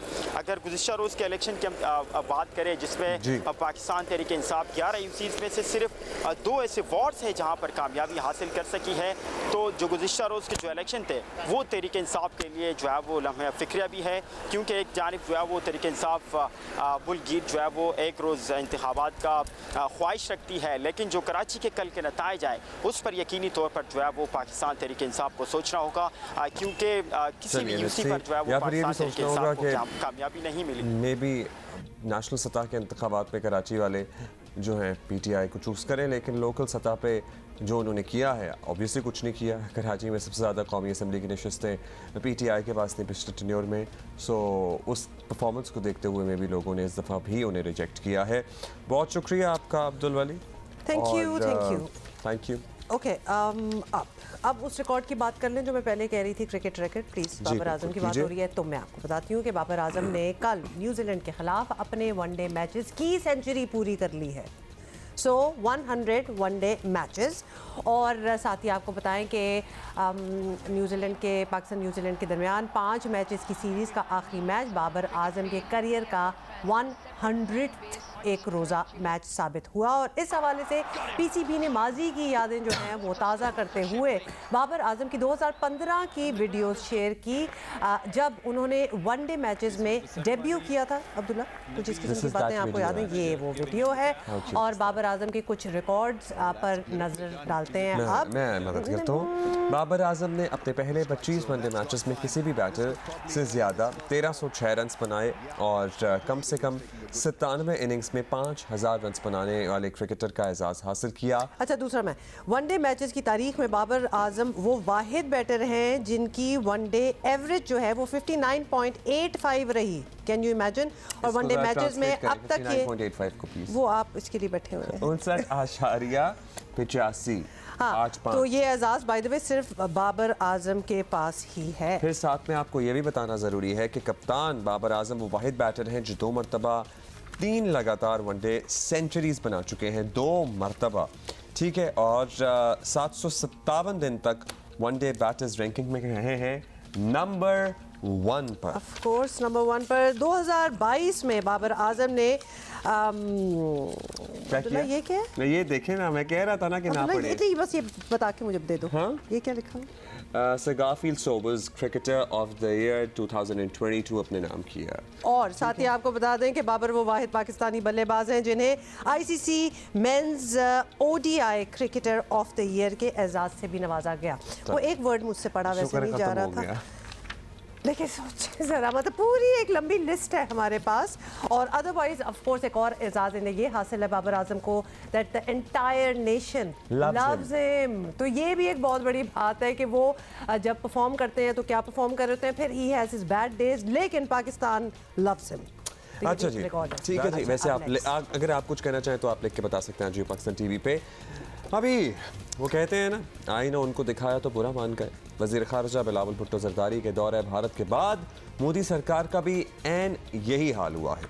सिफारती और मेज़बानी आदाब से ना आशना भारतीय वज़ीर ख़ारिजा जयशंकर पाकिस्तान के खिलाफ जहर उगल रहे हैं। ऐसा लग रहा है जैसे आग सी लग गई है। बिलावल को दहशतगर्दी की सनत का तर्जुमान तक कह दिया। ये सारी तकलीफ इस बात की है कि बिलावल भुट्टो ज़रदारी ने साफ साफ कह दिया कि जब तक भारत कश्मीर को इसकी पहली वाली हैसियत, खुसूसी हैसियत पर बहाल नहीं करता, मुज़ाकरात तो नहीं हो सकते। बिलावल ने भारत को इसकी दहशतगर्दी याद करवाते हुए ये भी कहा कि कुलभूषण पाकिस्तान में क्या कर रहा था, भारत को आग क्यों लगी हुई है। बिलावल ने इसकी वजह भी बताई।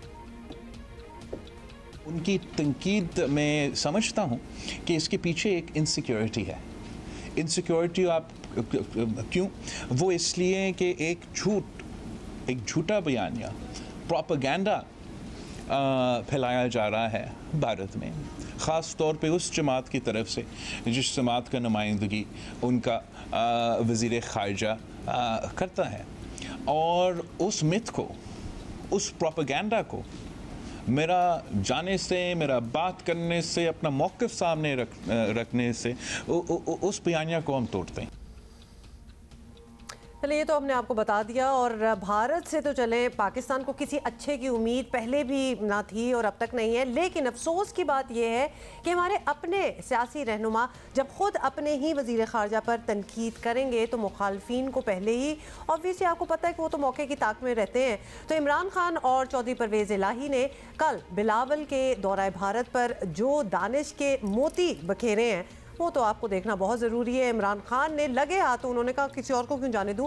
शहबाज शरीफ पर भी गुस्सा उतारा और स्टेट्समैन स्पिरिट का या शब का मुजाहिरा किया है। कभी नहीं। मतलब वो जब ये कह सकते हैं कि उनको इक़्तिदार से बेहतर था कि अल्लाह माफ़ करे मुल्क पे न्यूक्लियर बॉम्ब गिरा दें।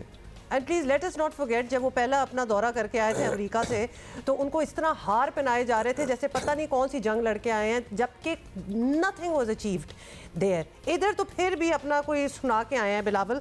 एनीवे बाकियों का क्या कहना था, चेक दैट आउट। देख ही लिया कि हिंदुस्तान में किस तरह की जिल्लत का सामना करना पड़ा बिलावल भुट्टो को।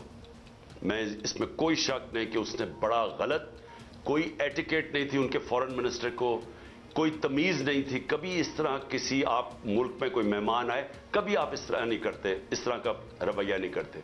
लेकिन इस बेवकूफ़ को वहाँ जाने की क्या ज़रूरत थी? इसने वहाँ जाके क्या उनको कन्विंस कर देना था? यानी आपका पाकिस्तान की जो पोजीशन है, क्या इसने जाके कोई वो कौन सा मार्का मारना था? और इससे पूछे जो प्राइवेट जहाज में गया गोवा, इसने कितना पाकिस्तान का पैसा खर्च किया?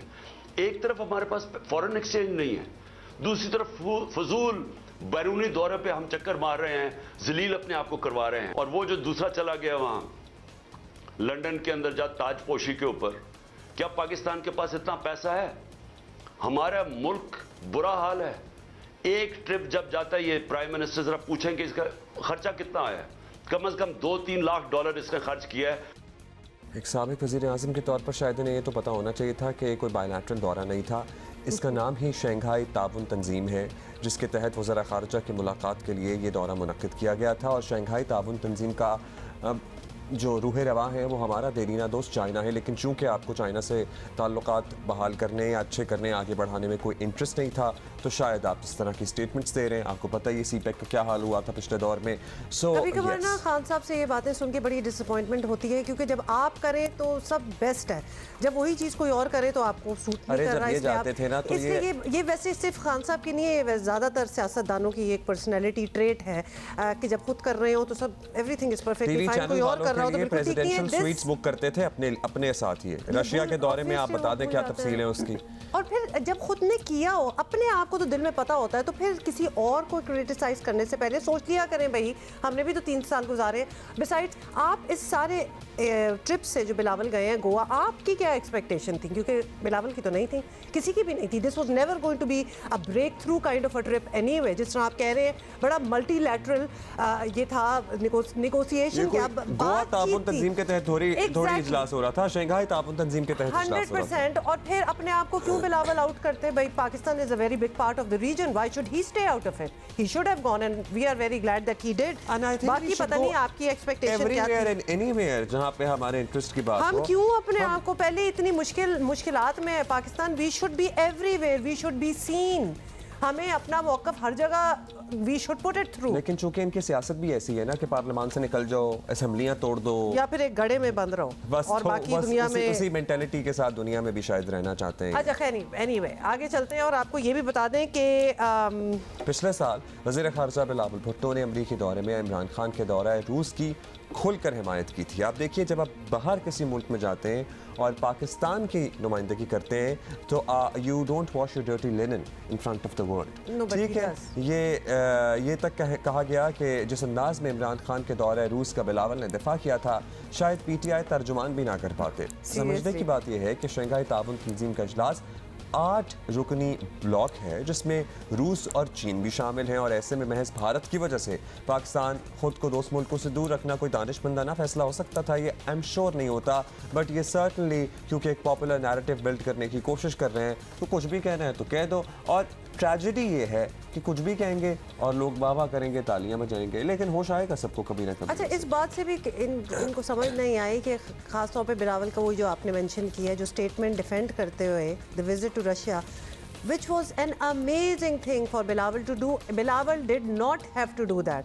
लेकिन वो कहीं इंडिया में बैठे हुए अपने बाकी जो कंटेम्प्रेरी पाकिस्तानीज़ हैं उनको क्यों, why should he put them down? इसलिए बहुत अच्छा उन्होंने बड़ा स्मार्ट स्टेटमेंट दिया। खान साहब इसी चीज़ से कुछ आप भी समझ लेते हैं, बिलावल तो फिर भी आपसे उम्र में, आपसे आधी की आधी उम्र में। खान साहब के जो भी बेनिफिट जिसने भी खान साहब पे एहसान किया, आपने पता ही है ना, इन्होंने उनका क्या हाल किया जी, मतलब हशर नशर ही कर दिया। साबिक वज़ीर ख़ारजा खुर्शीद महमूद कसूरी साहब हमारे साथ हैं। कसूरी साहब, बिलावल भुट्टो की दौरा भारत में जो एक्टिविटीज़ रही हैं, जो इंटरव्यू उन्होंने दिए हैं, इसके बाद भारतीय वज़ीर ख़ारजा का एक बड़ा ही डिसअपॉइंटिंग किस्म का रद्द अमल जो है वो बता रहा है कि बिलावल का तीर जो है ना वो बिल्कुल निशाने पे जाके लगा है। तो आपके ख्याल में पाकिस्तान के मौक़िफ़ की भरपूर तर्जुमानी की गई है? आपको लगता है ऐसा ही हुआ है?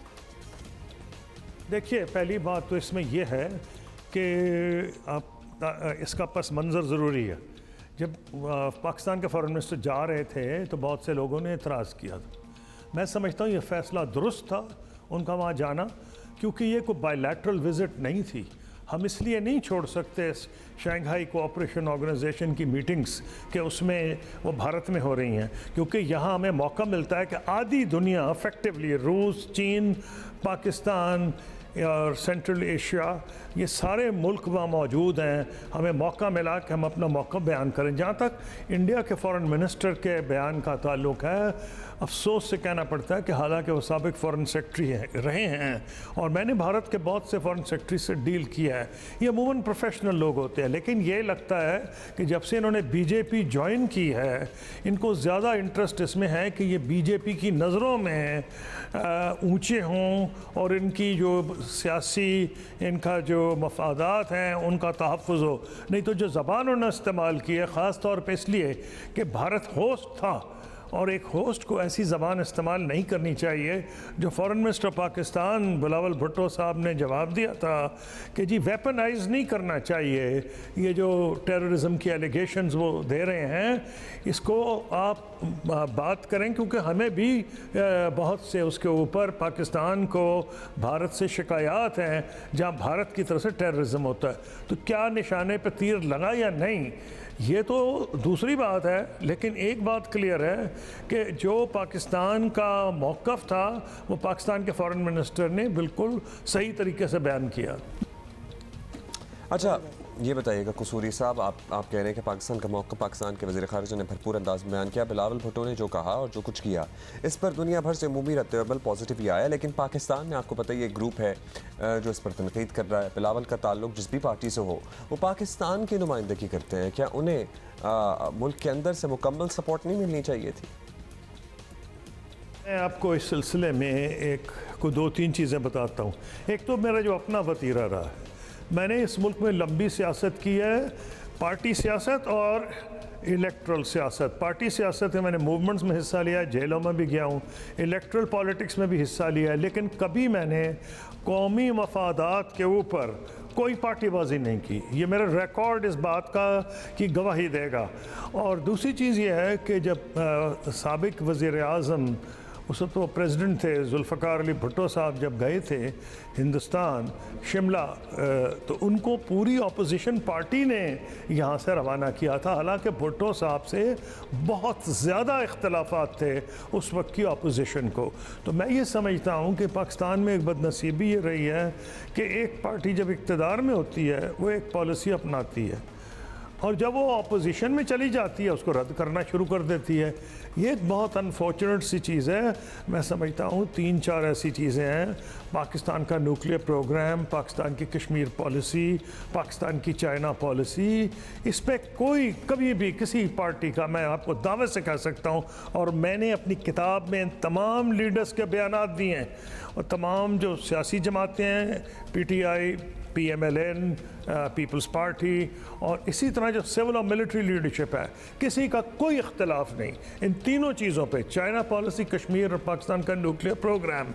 इससे एक सबक हासिल करना चाहिए, लेकिन बावजूद इसके कि कोई फ़र्क नहीं है, सिर्फ सियासतबाजी के लिए एक दूसरे पे एतराज़ किया जाता है। एक वक्त पार्टी जब एक इंडिया की तरफ पॉलिसी अपनाती है तो अपोजिशन उसकी जो होती है वो कहती है मोदी का तो यार है, गद्दार है, गद्दार है। फिर दूसरी पार्टी आ जाती है, और वो जो दूसरी पार्टी इक़्तिदार में आती है तो जो पुरानी अपोजिशन है वो कहती है मोदी का यार है, गद्दार है, गद्दार है। ये एक मैच्योर रिएक्शन नहीं है। पाकिस्तान आजकल बहुत मसाइल में घिरा हुआ है, और हमारे लिए और मसाइल के अलावा इंटरनेशनली हम अफोर्ड ही नहीं कर सकते कि आइसोलेट हों। भारत की ये ख्वाहिश है कि पाकिस्तान किसी तरह से आइसोलेट हो जाए, लेकिन अल्हम्दुलिल्लाह पाकिस्तान आइसोलेट नहीं हो सकता। एक तो इस्लामी दुनिया का मुल्क का हिस्सा है, इंग्लिश स्पीकिंग वर्ल्ड का हिस्सा है, और साउथ एशिया का हिस्सा है। भारत जितनी मर्जी कोशिश कर ले, तो मैं समझता हूँ कोई ऐसा फोरम छोड़ना ही नहीं चाहिए पाकिस्तान को जहाँ पाकिस्तान अपना नुक्ता नज़र बताए और भारत मौजूद हो। देखिए, अगर कल इसको आप लॉजिकल कंक्लूजन पे जाएं तो आप क्या जी यूनाइटेड नेशंस की सेशन बॉयकॉट कर देना चाहिए, क्योंकि भारत वहाँ भी बहुत हमले करता है पाकिस्तान पे, किस लिए करें। इसलिए कोई भी हमें फोरम नहीं छोड़ना चाहिए जहाँ पाकिस्तान का जो मुकदमा है वो दुनिया के सामने पेश कर सकें। Totally agreed with you. Why should we give up our space? सबसे बड़ी बात है। और दूसरा, भारत चाहता है अगर हम नहीं जाते तो this would have served there 100%। लेकिन भारत, आप जिस तरह आप कह रहे हैं, भारत हमें आइसोलेट करना चाहता है। अनफॉर्चुनेटली पाकिस्तान में भी बड़े लोग हैं जो चाहते हैं कि पाकिस्तान आइसोलेट हो जाए। ये जो पूरी ऑपोजिशन इस वक्त तनकीद कर रही है कि क्यों गए, नहीं जाना चाहिए था। भाई क्यों नहीं जाना चाहिए था? हम क्यों अपने आप को सेल्फ सेंसर करके बैठ जाएं? We should be there, that is our space, हमें जाना चाहिए। We are a part of that organisation, we should be there just because India is over there. और अफसोस की बात है कि पाकिस्तानी कैसे सोच सकते हैं। बड़ी अफसोस की बात है कि ऑपोजिशन हो या इक़्तिदार हो, किसी बात पे अग्री नहीं कर सकते। किसी एक मुद्दे पे तो अग्रीमेंट होनी चाहिए। बिल्कुल ऑपोजिट हैं सारे एक दूसरे से।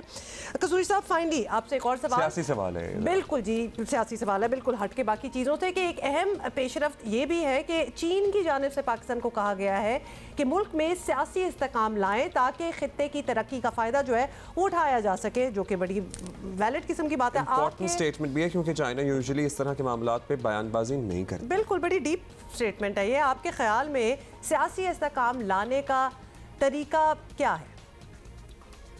पहली बात तो ये है कि ये कई लोग कह रहे हैं, मैं उनमें बिल्कुल नहीं हूँ।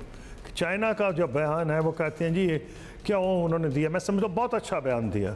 उसकी वजह यह है कि एक ज़माना था कि रियाजुल ख़तीब साहब सऊदी अरब के सफ़ीर थे इस्लामाबाद में, उन पे सऊदी अरब के सफ़ीर पे और सऊदी अरब पे तमाम जमातों को एतमाद था और वो एक रोल अदा किया करते थे।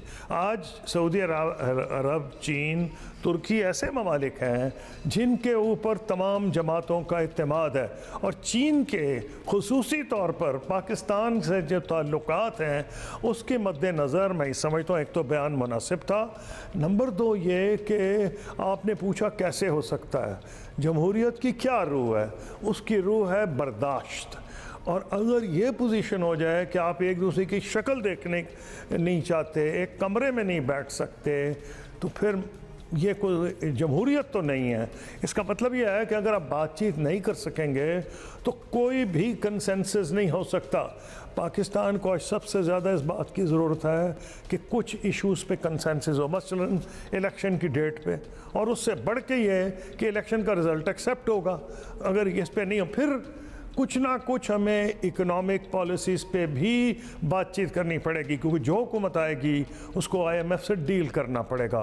तो मैं समझता हूँ कि एक मिनिमम एग्रीमेंट ज़रूरी है, और पार्टियों का जो अदम बर्दाश्त का इस वक्त रवैया है यह मुनासिब नहीं जमहूरी अमल को आगे बढ़ाने के लिए।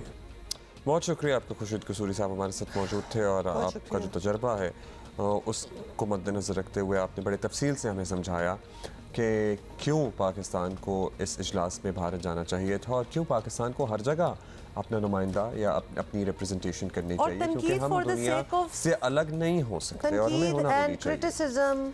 For the sake of it कि जस्ट बिकॉज जी हमारी पार्टी के नहीं है या हमें तो ये बात अच्छी लगनी नहीं चाहिए, don't criticise just for the heck of it. ये इस चीज़ से हमें निकल जाना चाहिए, क्योंकि अजीब आपको बात नहीं लगती कि इतनी सियासी पार्टियां दे नेवर क्रॉस ओवर, किसी की किसी से किसी बात पे नहीं बनती, दे डोंट अग्री। तो ये अजीब सी बात है ना, ये कुछ चीज़ें तो मुल्क के मफाद में होती हैं, भाई फ़ायदा आ रहा है मुल्क को, आप भी तारीफ़ करें इस चीज़ की, आप भी करें, बट नहीं जी हम नहीं करेंगे, दिस इज़ रॉन्ग। अच्छा जी, मौसम की बात कर रहे थे और हम बता रहे थे आपको कि बड़ी गर्मी पड़ रही है ऑलरेडी, और सिंध में मज़ीद गर्मी पड़ने का इम्कान है, और आने वाले महीनों में यही बताया जा रहा है कि मौसम की शिद्दत जो है उसमें और सख्ती आएगी। आलमी दर्जा हरारत में भी इजाफे का बताया जा रहा है, और इसका सबब बनने वाला मौसमी रुझान एल नीनो दुनिया के मुख्तलिफ हिस्सों में खुश्क साली और कहीं शदीद बारिशों से इंसानी जानो माल के लिए ख़तरा बन चुका है। लिटरली कितनी अजीब किस्म की बात है, एक्सट्रीम्स पे चल रहे हैं। एल नीनो इफेक्ट कहते हैं ना वो। हाँ, पाकिस्तान समेत जी जनूबी एशिया ममालिक मामूल से ज़्यादा जो है दर्जा हरारत टेम्परेचर बेसिकली ज़्यादा है, और बारिशों में कमी है और खुश्क साली की लपेट में आ सकते हैं। उनीबा ज़मीर शाह हमें ज़रा ज़्यादा अच्छी तरह एक्सप्लेन कर रही हैं। मौसम का हमारे मिजाज और रहन सहन पर काफ़ी गहरा असर होता है। माहिरीन बताते हैं कि ज़ायद दर्जा हरारत तनाव की सतह बढ़ा देते हैं, और गर्म महीनों में लोग ज़्यादा चिड़चिड़े और जारहाना रवैये के हामिल हो जाते हैं। आने वाले दिन से पाकिस्तान में नहीं बल्कि दुनिया भर में मामूल से ज़ायद गर्म होने वाले हैं। ENSO El Nino southern oscillation को कहते हैं, और ये बेसिकली डेवलप होती है आपके पैसिफिक के इक्वेटोरियल बेल्ट के जो सी सल्फर टेम्परेचर्स हैं उसके वेरिएशन से। ज़्यादा टेम्परेचर जो हैं वो उस इक्वेटोरियल बेल्ट के नॉर्मल से बढ़ जाएं तो उस पे हमारे पास जो रेंज है वो सिप्रेस हो जाती हैं। पाकिस्तान एक एग्रीकल्चर बेस्ड कंट्री है, और अगर रेंज सिप्रेस हो जाएंगी तो आपके पास एग्रीकल्चर इफेक्ट होगी, आपका लाइफ स्टॉक इफेक्ट होगा, आपकी एनर्जी इफेक्ट होगी, आपका जो रिजर्वायर है वो इफेक्ट होगा। कि जो मानसून की बारिश है वो इस बार सामान्य से कम लग रही है, तो इसके लिए पहले से ही प्रिपरेशन करनी बहुत ज़्यादा ज़रूरी होती है कि जब आपको मालूम है कि मानसून की बारिश कम होगी और जो रेन डिपेंडेंट एरियाज़ हैं उसमें जो ऐसी फसल बोना ज़्यादा अच्छा रहता है जिसमें पानी की कम ज़रूरत हो, और जो कम बारिश को सस्टेन कर पाएँ, तो ऐसी फसलों की तरफ जाएँ तो ज़्यादा अच्छा रहेगा। और हीट वेव आने की संभावना कई इलाकों में है, जो साउथ सिंध है, बलूचिस्तान है, इस इलाके में जो हीट वेव आ सकती है। उसी तरह राजस्थान, गुजरात और जो भारत के मध्य भाग है और पूर्वी भाग है, वहाँ पर भी हीट वेव आने का खतरा अब बढ़ गया है। लेकिन हीट वेव बहुत ज़्यादा ज़रूरी होती है, क्योंकि जब हीट लो बनता है सेंट्रल पाकिस्तान में या जो उसके आसपास के इलाकों में, तो मानसून की जो हवाएं हैं वो तेज़ी से आती हैं और मानसून को ऑनसेट में सहायता पहुंचाती हैं। तो कुल मिलाकर यह कहा जा सकता है कि अब जो गर्मियां हैं वो बढ़ जाएंगी और जो जून, जुलाई, अगस्त और सितंबर है उसमें जो बारिश की गतिविधियां होंगी वो सामान्य से थोड़ी सी कम रह सकेंगी। एल नीनो के बरक्स ला नीना ठंडे मौसमी रुझान का बायस बनता है और 2020 से दुनिया तवील ला नीना से मुतासिर भी रही है। लेकिन इसके बावजूद गुज़िश्ता 8 साल ज़मीन के गर्म तरीन साल विखट किए गए। माहिरीन बताते हैं कि आने वाला ये मौसमी रुझान ज़मीन के साजगार माहौल में मज़ीद बिगाड़ पैदा कर सकता है। कैमरामैन मोहम्मद साजिद के साथ उन्नीबा ज़मीर शाह, जियो न्यूज़, कराची। अच्छा, इस बात से एक बात तो समझ आ गई है कि गर्मी जो है वो पड़ेगी भी और बहुत बढ़ेगी भी और अच्छी वाली नहीं होगी। खैर, नॉट दैट कोई अच्छी होती है गर्मी। I don't like, I am not really for summer, neither for winter दो। बीच का अच्छा सा मौसम होना चाहिए। आपके लिए कोई जगह ढूंढते हैं जहाँ सारा साल ऐसे ही सूरत हाल रहे, मुतदल मौसम रहे? मेरे पास एक दो हैं ऐसे जैसे। अच्छा जी, एक किताब का जिक्र करना चाहते हैं हम आपसे और आपको बताएं कि ऑथर से भी मुलाकात कराएंगे। बिल्कुल, तो आप किताब का जिक्र भी कर दें। बेनज़ीर भुट्टो सिर्फ पाकिस्तान की मुमताज़ तरीन सियासी शख्सियात में से एक नहीं, बल्कि दुनिया की एक नुमाया शख्सियत थी और वो सियासत में आने से पहले ही काफ़ी एक्टिव थी। और उसी दौर में, यानी 80s की हम बात करें, 80s की दहाई के बिल्कुल शुरू में, अवाइल में, बिल्कुल इन द बिगिनिंग ही उनके इंटरव्यूज़ जो हैं वो सामने आना शुरू हो चुके थे। और यही वो ज़माना था जब मुमताज़ सहाफ़ी जाहिद हुसैन ने उनका पहला इंटरव्यू किया और फिर 2002 तक मुतअद्दिद इंटरव्यूज़ जो थे वो करते रहे। और इन तमाम इंटरव्यूज़ को अब एक जगह इकट्ठा किया गया है और जाहिद हुसैन ने तसनीफ़ किया है ये मजमुआ face to face with Benazir के नाम से। ये किताब सामने आई है और कुछ ही दिनों में एक्चुअली ये पब्लिश भी हो जाएगी। इस किताब के बारे में मज़ीद मालूम करते हैं सीनियर सहाफ़ी हैं, किताब के मुसन्निफ़ हैं जाहिद हुसैन साहब, हमारे साथ मौजूद है। बहुत शुक्रिया जाहिद साहब। जाहिद साहब, आप पाकिस्तानी सहाफ़त में कई दहाइयों से सरगर्म हैं। बेनज़ीर भुट्टो साहिबा की कई इंटरव्यूज़ भी आपने किए। इस मौके पर ये ख्याल कैसे आया आपको कि इन इंटरव्यूज़ को एक किताबी शक्ल में कंपाइल किया जाए, और क्या सारी इंफॉर्मेशन हर्फ बहर्फ आपके पास जमा थी, महफूज थी? देखिए, ये बात सही है कि मैं उनको तकरीबन 3 दहाइयों से जानता था। जब वो पाकिस्तान वापस आई थी 1986 में लंदन से, तो उस वक्त से मैंने पहला इंटरव्यू किया था। उसके बाद से मुख्तलिफ एक रब्ता रहा था और मैंने हर दौर में उनके, चाहे वो इक़्तिदार से बाहर थी या इक़्तिदार में रही थी, उन तमाम वक्तों में मैंने बहुत उनके साथ इंटरव्यू किया है और बड़े बड़े इंटरव्यू थे जिनसे बहुत गहराइयों में गई थी। लेकिन उसमें जो है वो एक लिहाज से जो है देखा जाए तो वो एक पूरी तारीख़ थी। वो उस वक्त की नहीं तारीख़ थी, बल्कि जो उनके बहुत सारे इंटरव्यूज़ अगर आप देखें तो आपको नज़र आएगा कि उसमें बहुत सारी ऐसी बातें थी जो कि पाकिस्तान की ओवरऑल सियासत के लिए अब भी रेलिवेंट हैं। और उसी को देखें कि आज जो सूरत हाल, जब उनको मैं देखता हूँ कि उस वक्त जो है जिस तरह की उनको दिक्कतों का सामना करना पड़ा, उस वक्त भी इस्टेब्लिशमेंट के हवाले से एक बात थी कि बेनज़ीर इक़्तिदार में जब आई थी या मुल्क से वापस आई थी, उनको बेतहाशा जो है मुश्किलात का सामना करना पड़ा। इतना आसान नहीं था और उनको हर कदम पे जो है वो एक रुकावट से भी थी। जब इक़्तिदार में आ भी गई थी तो इतना आसान नहीं था। तो मैं इन्हें इसलिए इस किताब को मुरतब इसलिए हुई है ये कि मैं एक तारीख़ के लाना चाह रहा था। इससे पहले मैंने और भी किताबें लिखी, लेकिन इस वक्त इसलिए उसकी अहमियत बढ़ जाती है कि अगर आप देखेंगे पाकिस्तान में बहुत कम ऐसा हुआ है कि जो इन तमाम चीज़ों के हवाले से कोई तारीख़ लिखी गई हो। अगर देखा है तो इन सिर्फ इंटरव्यूज़ को आप अगर देखें, जिसको मैंने जो ये इस किताब के अंदर है, तकरीबन 14 इंटरव्यू हैं। उसके वो पीछे जो है सारा जिस इंटरव्यू के वक्त जो मुल्क की सूरत हाल थी, जब पस मंज़र था, मैंने उसका भी काफ़ी डिटेल के साथ जिक्र किया है। तो मैं लाना चाहता था कि इस वक्त जो हालात हैं मुल्क के, वो जो हैं वो अगर उसके तनाजुर में देखें तो चीज़ें हमें कोई तब्दील होती हुई पाकिस्तान में नज़र नहीं आती हैं। अगर वो देखें आप एक एक सवालात को देखें, जहाँ इस्टेब्लिशमेंट का ताल्लुक़ था, पावर स्ट्रगल का ताल्लुक़ था, किस तरह से जो है वो सियासी पार्टियाँ जो है एक दूसरे से नब्ज़ादमा थी और किस तरह से इस्टेब्लिशमेंट ने अपना रोल प्ले किया करती रही थी, वो तमाम चीज़ें अगर देखे जाए तो आज भी हालात वहीं के वहीं हमें नज़र आती हैं।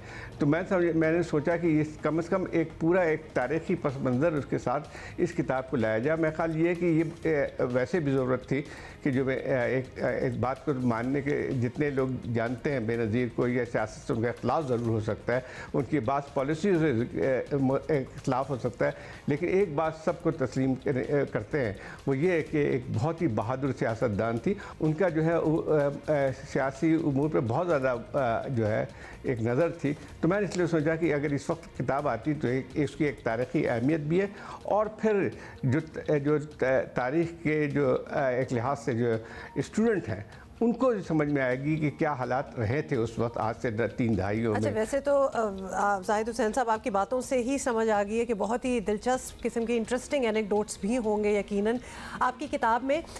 वो तो खैर जब हम पढ़ लेंगे तो पढ़ लेंगे, लेकिन मुख्तसर ये बताएंगे कि बेनज़ीर भुट्टो का ऐसा कौन सा लेट्स से कोई बयान था, ऐसा कौन सा इंटरव्यू था जिसने लिटरली आपको भी हैरान कर दिया? देखिए, सबसे पहले जो है वो ये जब वापस आई थी अप्रैल 1986 में पाकिस्तान में, तो पहली दफ़ा मेरा जो है एक फ़ेस टू फेस इंटरव्यू उनके साथ हुआ था और उसमें मुझे बहुत तफसील के साथ हर चीज़ पे उनकी जो नुक्ता नज़र थी वो सामने आई है। तो उसमें मुझे उस चीज़ें ने एक लिहाज से देखा जाए तो मुझे बहुत ज़्यादा इम्प्रेस किया था 2 चीज़ों ने। एक, उस वक्त उनकी उम्र मुश्किल से 31 साल थी और बेतहाशा उन्होंने एक लिहाज से जेल की सबूतें भी बर्दाश्त की थी और एग्ज़ाइल में भी थी, लेकिन जिस तरह से उन्होंने उन मसाइल को या उस वक्त के हालात पे जो बात की थी वो मेरे लिए काफ़ी हैरान कुन थी कि इतनी छोटी उम्र में और इतने ज़्यादा मुश्किलात के बावजूद भी उन्होंने जो है अपना एक जो नुक्ता नज़र था जिस अंदाज में पेश किया उसने मुझे बहुत मुतासर किया। और ख़ास तौर पे एक चीज़ अगर आप देखें उसके इंटरव्यू को अगर आप देखें तो उसमें देखें उनमें कभी भी एक जो एक झलक नज़र नहीं आई थी कि रिवेंज की। उन्होंने जो बात मुस्तकिल करती रही वो ये थी कि जमहूरियत के लिए लड़ाई लड़ी थी उन्होंने, और वो मुझे बहुत मुतासर किया था उस चीज़ में। अच्छा जाहिद साहब, एक सवाल आपसे हम ये पूछना चाहते हैं कि क्यों आप बेनज़ीर भुट्टो साहिबा की अमली सियासत में भी लिटरली आने से पहले आपसे उनसे इतने इन टच रहते थे? क्या शख्सियत से मुतासर थे या सर्टनली एक वो भुट्टो साहब की साहबजादी थी, यही वजह थी और उनकी पॉलिटिकल लाइनेज को आगे बढ़ा रही थी? और क्या ख्याल है आपका, अगर बेनज़ीर भुट्टो आज हमारे दरमियान होती तो आज पाकिस्तान में सियासी मंजरनामा कुछ मुख्तलिफ होता या वही इस्टेब्लिशमेंट का किरदार और इक़्तिदार की रस्साकशी वाले मामलात ही चल रहे होते जो अब हैं? एक तो उनमें बेतहाशा सलाहियत थी कि तनकीद को बर्दाश्त कर सकती थी। मुझे अच्छी तरह याद है कि जो है मैंने उनके ऊपर बेतहाशा उनकी पॉलिसी भी तनकीद भी की थी, लेकिन कभी भी उसको उन्होंने हमेशा जो है उससे बहस भी करती रही थी, लेकिन कभी ये नहीं हुआ था कि उन्होंने जो है किसी चीज़ को जो है नागवारी का इजहार किया, जो कि हमारे सियासतदानों में उस किस्म की चीज़ मौजूद नहीं है आज की। और ये बात थी कि जो मैं आखिरी मुलाकात मेरी हुई थी उनसे जब इस सानहा से पहले पिंडी में, उससे मैं खाली 1 हफ़्ते पहले मुलाकात हुई थी और उससे पहले जब कराची आई थी, जब यहाँ पे जो बॉम्ब ब्लास्ट हुआ था उनके जुलूस में, उसके बाद भी दूसरे दिन मुलाकात हुई, तो मैं समझता था कि एक उनकी शख्सियत में काफ़ी तब्दीली आती जा रही थी और वो मेरे ख्याल ज़्यादा एक मैच्योर सियासतदान की तरह लगती थी और उन्होंने बहुत कुछ सीखा था, जो अपने गलतियों से भी, अपने सब कुछ भी। और इसी चीज़ को आप देखें बावजूद इसके कि एक उनसे 1990 की दहाई में इनकी और नवाज़ शरीफ की बहुत ही चपकलिश भी रही है, लेकिन जो चार्टर ऑफ डेमोक्रेसी जो हुई थी यहाँ लंदन में 2006 में जिसको साइन किया था, उससे जाहिर होता था कि मैच्योरिटी आ रही थी। और ये बात मुझे लगती थी कि शायद उसकी वजह से जो एक सियासतदानों के दरमियान जो तनाज़े बढ़ रहे थे वो शायद कम से कम होते। और मैं समझता हूँ कि आज जो अगर वो ज़िंदा होती तो यकीनी तौर पे पाकिस्तान की सियासत में तब्दीली तो आती, लेकिन मैं ये महतमी तौर पे तो नहीं कह सकता हूँ कि बहुत कुछ तब्दीली आती, लेकिन ये ज़रूर था कि आज की बेनज़ीर जो है उससे बहुत मैच्योर होती, बहुत ही मुख्तलिफ होती, जो कि हमें पहले 2 इक़्तिदारों में नज़र आई थी। खैर, अब तो ज़ाहिर है वो है नहीं हमारे दरमियान, जो है हकीकत तो हमारे सामने ही है। बहुत शुक्रिया आपका जाहिद हुसैन साहब, आप हमारे साथ मौजूद थे। अच्छा, एक और बात हमें forward to this book तो looking forward to this book certainly Bilawal Bhutto साहब के किसी को ग्रीट करने के वहाँ पे जिस तरह उन्होंने अपने काउंटर पार्ट को, इंडियन काउंटर पार्ट को ग्रीट किया, उस पर बड़ा एतराज़ हो रहा है। तो भाई अगर यूजुअली यही होता है ना डिफरेंट कल्चर्स में कि जिस तरह से लोग आपको ग्रीट करते हैं, आप यूजुअली उसी तरह रेसिप्रोकेट कर देते हैं, तो आप उनको ऑनर देते हैं, थोड़ा सा आप यूँ कर लेते हैं, ऐसा ही होता है। पाकिस्तानी ख़ासतौर पे जब ख़वातीन कोई बाहर से आ रही हों, डिग्नेटरीज हों और किसी मस्जिद वगैरह जाती हैं, जिस तरह अभी आप प्रिंस विलियम और प्रिंसेस केट जब आए थे अ फ्यू ईयर्स बैक, तो उन्होंने भी एक दुपट्टा लिया हुआ था सर पे। मतलब आप उसका कल्चर जो है वो आप फिर उस मोमेंट के लिए अगले को रिस्पेक्ट देने के लिए यू फॉलो दैट। सो ज़ाहिर है उस पर एक ही सियासी जमात है, उसके हामी यूट्यूबर्स वगैरह तनकीद कर रहे हैं, लेकिन उस सियासी जमात को देखना चाहिए कि उनके अपने रहनुमा, लिटरली कोविड के दिनों की एक मंजर यहाँ पर आई है फुटेज जिसमें सबने मास्क पहना हुआ है और कुछ इंडियन ऑफिशियल से मिल रहे हैं, तो वो भी हाथ जोड़ जोड़ कर उनको उसी तरह से खान साहब की बात कर रहे हैं, of course we know those video, और किसी ने कोई तनकीद नहीं की थी, कोई बुराई भी नहीं है, तब किसी ने कोई तनकीद नहीं की थी, सिर्फ ये कोई तनकीद करने वाली बात है यार। तो मतलब ये पेटी चीज़ें हैं, ग्रो बिग। अब इन चीज़ों से बाहर निकल आएँ। अब ये अगर ये आप ये मंजन बिक रहे हैं और ये आपका मंजन बिक रहा है स्टिल, तो हमें हैरानी उन लोगों पे जो actually who are buying this content. अच्छा जी, टाइम हमारा अभी अप हो गया, ठीक है जी, इंशाल्लाह we will see you tomorrow.